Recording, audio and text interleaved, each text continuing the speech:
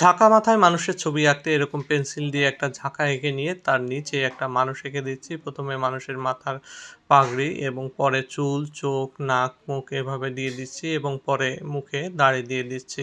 এরপরে তার হাত, যে হাত দিয়ে সে ঝাঁকা ধরে রাখবে এভাবে হাত এঁকে দিলাম। ২ পাশেই একইভাবে জামার হাতা ১ম এ এঁকে দিয়ে পরে হাত এর সঙ্গে সংযুক্ত করে দিতে হবে। এরপরে তার গলার লাইন দিয়ে জামাটাকে নিচের দিকে দিয়ে দিতে হবে। আমি কিন্তু এই মানুষটার মধ্যে একটা গতি নিয়ে আসতে চাচ্ছি। সে গতিতে হেঁটে যাচ্ছে এজন্যে একটু বাঁকা করে দিচ্ছি। তো এরপরে তার লুঙ্গির ভাঁজগুলো দিয়ে তার একটা পা এভাবে এঁকে দিলাম এবং অন্য আরেকটি পা এভাবে এঁকে দিচ্ছি। আঁকা হয়ে গেলে তার মাথার ঝাঁকাটা সুন্দর করে দিয়ে ঝাঁকার মধ্যে কিছু ডিজাইন দিয়ে দিচ্ছি যেমন বাঁশের ঝাঁকা থাকে।